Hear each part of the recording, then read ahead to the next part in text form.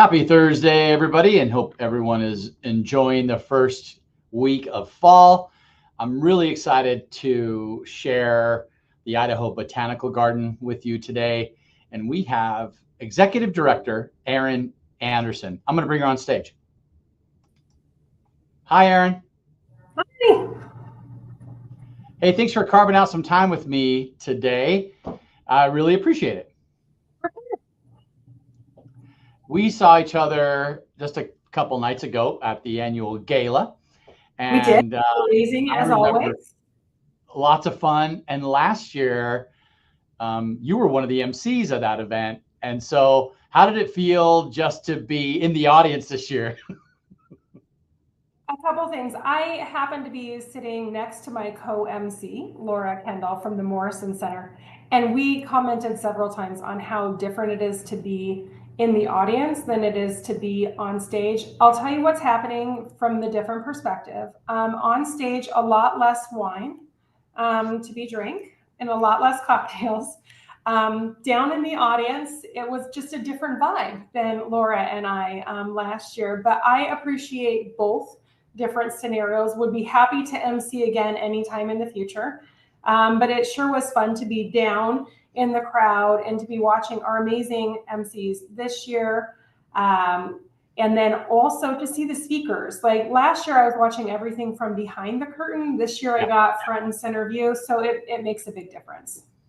Well, we just want to thank you for all your participation and your stewardship of the chamber, especially the garden. Let's talk about you for a minute. These chamber check-ins are really great ways of helping share our member stories, their products and services. But I like sharing the people. So for those who don't know you, Erin, kind of give us your history of work and, the shortened version, and then how you landed with the Botanical Gardens. Great.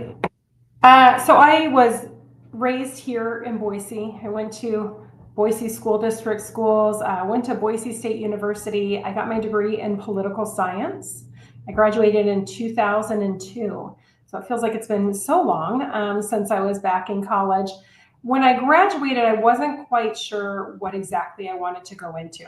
But what I did know is that I learned how to do a lot of writing in my undergraduate program and started going into some grant writing. So that was my first kind of dipping my toes into the nonprofit field.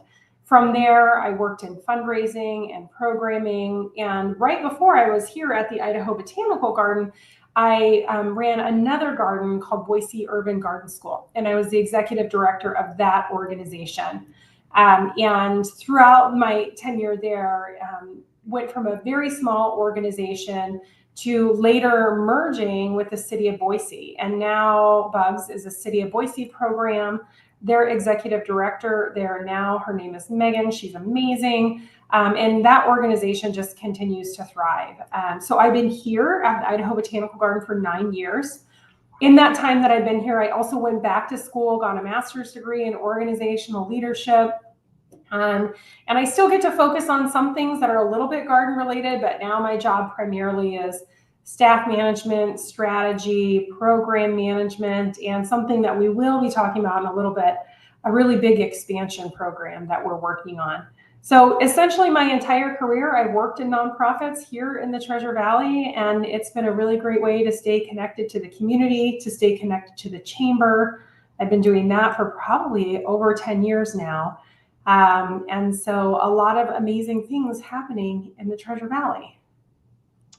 Erin, I always learn something new about people on these podcasts. And I had no idea that you went back to school and got your master's.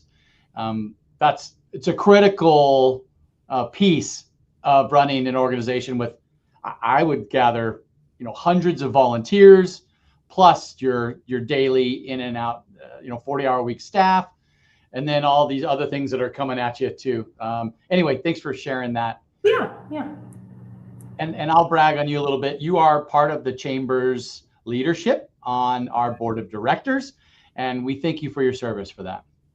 Well, it is such an amazing organization to be a part of, and looking at the strategy of the chamber and just the leadership and your team that you all have. I say this all the time. And I know that Bobby Joe says it too, like the chamber has the greatest staff. Everybody is just top of the line, and the organization just runs really well. And it's impressive to be able to be a part of that. And I just feel so fortunate. Well, again, thanks for helping steer our ship, so to speak. Okay, let's talk about the garden. Tell me and share with the public, like if they had no idea what the garden is, what's that 30,000 foot view? What are those top 3-4 things? Great. So the Botanical Garden was founded just about 41 years ago now. Last year we celebrated our 40-year anniversary. Our founding director's name was Dr. Christopher Davidson. And him and a group of pretty well-known people in the Treasure Valley and in the Boise community got together, and they wanted to create a space to share horticulture, what grows well here in our region and in our ecosystem in Boise with the greater community. At the time, we started with 3 small gardens, but the central garden at the time was our rose garden, which is still in place now. That was the very first garden. From there, we continued to build and develop. We now have 15 acres of cultivated garden spaces and 18 acres of uncultivated garden spaces, 10 of which are under expansion right now. We have grown from a small garden to a pretty robust nonprofit organization and garden here in our community. We receive no state, federal, or city funding. So we are completely a self-sustaining nonprofit organization. Most of our operating funds come through earned revenue through our events and our different educational programs and our activities here. We offer education programs for children and for adults. Of course, if you've ever been out to an Outlaw Field concert or a Great Garden Escape or some of our other signature events like Winter Garden Aglow, we just wrapped up a weekend a few weeks ago from Bug Day. Got a lot of opportunities to gather the community. And then, first and foremost, we're a botanical garden. So we're a great place to come enjoy green space and the great outdoors. We have a pretty significant staff here at the garden. We have upwards of 40 full-time year-round staff members. We have a really unique partnership with the Women's Correctional Facility and employ about 12 women from the facility here at the garden. We have over 500 volunteers that come out on an annual basis and donate about 15,000 hours of their own time. So it's a pretty significant operation. I think sometimes people are either surprised that we have as many staff and volunteers as we have, that we have so many, and some people are surprised that we have so few compared to the products and the educational programs and the events and the programming in this beautiful space. So in Boise terms, we're a pretty large nonprofit organization, but still we have so much opportunity for growth. It surprises me how many people still don't know what goes on at the Idaho Botanical Gardens. Every city typically has some type of botanical gardens. And I love what you said about having that natural space to walk through the garden, to read some of the horticulture that's going on there and what plants are native to the region you live in. I think it's kind of cool. Most people know the Botanical Gardens as the space for that Outlaw Field or the concerts, the concert series that you put on and it's in the gardens. And then obviously you mentioned it, the Winter Aglow. Everybody loves that light thing with Santa, and it's just a great family outing. But I want you to talk about the community engagement for a little bit on the educational piece, because I think this needs to be shouted out. Yeah, one of the things that we're really well known for and we're very proud of is that we are a community gathering place. That is what we really thrive and strive for every day at the Botanical Garden. We bring in all different types of people from the community. Everybody in the Treasure Valley and beyond is welcome here. And when people get together in community, it builds stronger neighborhoods, it builds stronger cities, and it builds stronger networks. And that's something that we are really intent on through our mission. Our mission is to connect people, plants, and nature. So everything that we do here at the garden is under that context. And that looks like several different things for us. When you talk about building community, what does it take? There's shared activities and events, bringing people together through music. There's bringing people together through educational programming, whether that's for adults or for children or for intergenerational programming. And it's bringing people together for special moments in their life. If that's a site rental with a wedding or a memorial or a family reunion, we host graduation ceremonies here. And so everything that we do within our mission and on a day-to-day basis is how can we bring more people together in our community and create that really safe space where everybody feels welcome.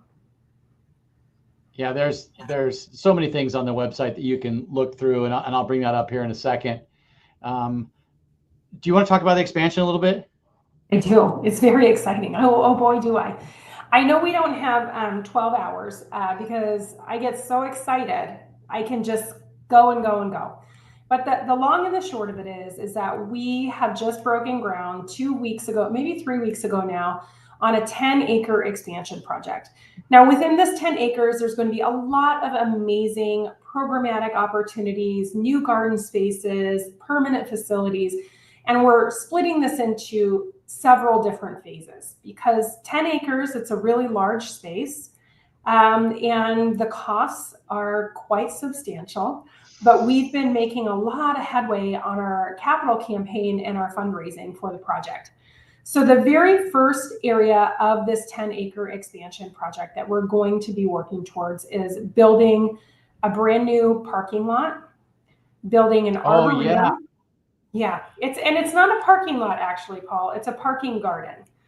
It's a parking garden. Everything that we do here is under the umbrella of a garden. So parking garden, arboretum, new outdoor event lawn, not the same size as Outlaw Field, a much smaller one. This will take the place of where we currently have some of our current activities, like in the meditation garden. So weddings, memorials, small concerts, performances, working with organizations like Ballet Idaho or maybe the opera. And all of this area covers about a third of the property. So that's step number one, doing all the site work, building a parking garden, an arboretum interpretive center, and then an outdoor event lawn. All of this, let me mention, is taking place where our old parking lot used to be, the really dirty one where you drive in and gravel spits up everywhere and you have to wade your way through the gravel and then you find the entrance. All that is going to change. Phase number 2 of the first 10 acres here will also be focusing on incorporating a horticulture therapy garden and a scholar garden and a kitchen garden. So similar to a vegetable garden, but just a little bit different. So that will round out all of the landscaping. And our hope is to get all of that finished within 2026 or early 2027. So moving forward pretty quickly on these projects. And then the last really big piece will eventually be a 22,000 square foot visitor and education center. Now, as you can imagine, that one's a little bit harder to raise funds for. I think that building itself will be anywhere from $10 to $15 million. Wow. So that will be the final stage. But the good news is that by next June, so June of 2026, we're going to have a new parking garden, an arboretum interpretive center, a new entrance to the garden. We'll have that outdoor event lawn, and partnering with our very favorite people in the Treasure Valley, the Boise Farmers Market. So the Boise Farmers Market is going to be moving their on-site operations here to the garden. There's going to be more information on that coming. They're not going to be moving here on April 1st of 2026 because the construction will still be underway, but our goal is to get them out here on site as soon as possible. We're looking at fall of 2026 if all the construction goes well. It'll be a big deal. The farmers market has really been searching for quite some time, over 30 years, for a permanent location, and this will give them that foundation that they need. They've been an amazing partner with us throughout this entire project, and just really looking at how can we utilize this space for our community in the best way possible. And we all know when you're working in nonprofits, whether you sit on a board or you volunteer for one, partnership is the key to success for all of them. I am so excited for the renovation of that 10 acres plus the 22,000 square foot visitor center. And Yeah. because the public can't engage in an inside space with you yet. No, we have no indoor facilities. Right. Which is just fine. But I think that's going to elevate everything. Well, and it'll take us from such a seasonal organization. The other thing that this expansion project is really helping us to create is more sustainability, financial sustainability here for the garden. We are a very financially stable organization, and we pride ourselves on that. I had mentioned earlier, all of the revenue that we generate is through earned revenue, through our programs, through our services. But by building this indoor facility, it will help us generate revenue through site rentals, through indoor education opportunities, by partnering with the community, that once we invest in this first significant phase of our expansion, we will be able to utilize our revenue from there on out to continue to invest into other areas of the garden. Because my goal is to have one large capital campaign, one and done, and that's it. It's hard work, Paul. It is hard work raising the amount of money that we're raising. I mentioned before, so far we've raised $6.75 million, which is a lot of money. We have some more money to go, and we're getting there. But I don't want to do this for the next 25 years. I would like to have a one and done. And so that is my goal here. And with the revenue that we'll be able to generate on site, we'll be able to continue to invest into the space so that we don't need to go out to the community. So true. And with all the moving target of construction nowadays, and you have no idea, you could say, hey, we're going to raise 20 million. Well, it's going to cost you 30. So then you're already, it's like, how do you fine tune that? It's just a changing target all the time. Absolutely. Aaron, I have idahobotanicalgarden.org scrolling on the bottom of the screen. There is a lot of information in here. I would encourage everybody to just become members of the garden. What does it cost now for the annual membership, Aaron? So our lowest and most entry level of membership is just about $60, and then we go up from there. So it's very financially approachable. And I do want to mention, we have a great program working with local libraries that if you don't have the funds to become a member, you can check out a membership for a week through one of our local libraries, and you can come over and visit the garden with that as well. And it's free. I love that. I think Michelle and I's one of our favorite things is coming getting the fresh vegetables during the harvest and the floral arrangements as a member. That's really cool. You've got all these different programs, group and school visits. I love this library passport program that you just mentioned. We talked a little bit about the garden expansion. Okay, we have a season that's upon us right now. And let's talk about the different upcoming events here in the next 4 to 6 weeks. Yes. So we have our October events. Every weekend, every week, there's a different type of an activity celebrating fall. We have our fall plant sale coming up in a few weeks. We have events for our Harvest Fest days where we bring people out into the garden. There'll be music, there'll be vendors. There's always great food out here. It's just an opportunity to enjoy like most people's very favorite season in the Treasure Valley, which is fall. If you go onto our website and look at our events, I mean, I can't list everything that we have going on out here in the fall because it gets so busy. While you're coming out for some of those fall events and in October, you may start to see some holiday lights. We right now start hanging lights September 1st for Winter Garden Aglow. So a lot of that information and ticketing is going to be launched pretty soon. We start up the day after Thanksgiving will be the first day for our Winter Garden Aglow. So between October and November, we are pretty full on all the way through the first of the year. People think you work at the botanical garden, it must get a little quiet after the leaves fall. No, that's when we really ramp up and we get pretty darn busy. Okay, I'm just going to say a couple of, I think it's called the Scarecrow Stroll. Scarecrow Stroll, that starts on Saturday. It's pretty fun. The Botanical. Yes. And that's like kids could dress up, parents could dress up. Absolutely. And the Outlaw Field Series concerts, when do those start? Or they're Those always start through up the again summer? next year. Yep, we are done Okay. with those for the season. I think that we are finished with our Great Garden Escape too. So all music at the garden right now is going to be through those harvest days here at the garden. Okay. All right. Make sure that, Shauna Lee, I would like to mention, Shauna Lee, you're amazing. Thanks for all you do. Thanks for getting Aaron and I set up for today's call. She mentioned here the garden's work intersects with local economic, health, and educational goals, green infrastructure, wellness, tourism, and community building.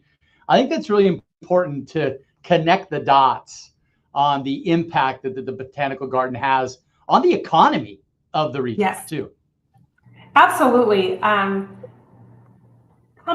Speaking with my chamber hat on here, we have done quite a few economic studies about the botanical garden. And Paul, you mentioned at the very beginning of the call, every major metropolitan area has a botanical garden. It's incredibly important. It's important for livability, for visitorship, but we've done economic impact studies that show just the impact that we have at the Idaho Botanical Garden. When you just think about our Outlaw Field concert series alone, not only are we encouraging individuals to go out to restaurants, to come into town, to do this and that, heads and beds. The amount of people that are coming in from outside of the Treasure Valley to come to some of these nationally recognized artists, it's significant. I think our economic impact, the last report that we had stated over $30 million into our community here based on all of the levels of activities that we participate in. And all botanical gardens are the same. We're actually a part of a larger network. And I know that everybody from Boise thinks about, here's the Idaho Botanical Garden and it's kind of standalone, but we're part of a nationwide network that's all under the umbrella of the American Public Garden Association, which is like our association that we participate in. But we get a lot of information about the impacts of botanical gardens nationally and then how that trickles down to the local economic impacts. And it's really great. Oftentimes when businesses are looking at moving into communities, they look at what is the local cultural arts scene like? Is there a theater? Is there a botanical garden? Also, is there a sports team? What are the things that people like to do for fun? And we know that the majority of people that are moving to Boise and to Idaho are looking for that outdoor experience and the access to green space. And we just continue to ensure that that's made available for all here at the Idaho Botanical Garden. Well said, Aaron. Hey, as we close, how can a business engage in your expansion and coming capital campaigns? That's a great question, Paul. I say to everybody that I speak to, if you have $15 million, I will take it. And then I laugh and say, or 5. But really, there's an opportunity to be able to be involved in our expansion project through multiple ways. So you can go onto our website, learn a little bit more. If you really want to learn about the project in depth, you can reach out to myself through our website or Jennifer, who's our development director. We're giving tours of the space, showing people in detail what it is that we have coming. As you mentioned, there's so many things that we work towards here. I mean, we didn't even get to talk about horticulture therapy and what we're accomplishing with mental health, physical health within that arena. But there's opportunities from a $5 donation to a $15 million donation. Our goal is that every single person in the community who wants to be involved feels like they're helping us push this project over the finish line. Now, outside of the expansion project, we have so many opportunities for sponsorship. And Shauna Lee, our marketing and communication director, would probably be very unimpressed with me if I did not mention that, because her and Gina, who are our sponsorship coordinator, work on this really hard. So we have so many opportunities for businesses to not only get public recognition for supporting the garden, which who doesn't love that, but what else you can do is get benefits and opportunities for your staff, for your clients, for your families. So you sponsor one of our events, you get free ticketing. You get opportunities to have your logo placement. You get opportunities for private parties to be hosted here at the Botanical Garden. So we're a little bit different than some other organizations because we have a beautiful venue. We have amazing concerts and opportunities to get your entire team excited to get together, build community with each other, and do it in a beautiful space. Erin, thank you for your leadership, your efforts. Getting work done through people is natural intelligence, and that's what we need more of. Thank you, Paul. Well, I just appreciate everything that you're doing at the Chamber and everything that the Chamber helps organizations, big and small, like the Idaho Botanical Garden, be able to accomplish. Without your support, we would not be moving in the direction that we are, and without the Chamber's support. So we just appreciate everything that not only the Chamber does, but Boise Valley Economic Partnership and Visit Boise, all such amazing organizations that really help everybody in our community thrive. Thank you, Erin. Say hello to your team. Give everybody a high five from us, and I'll see you soon. Thanks, Paul.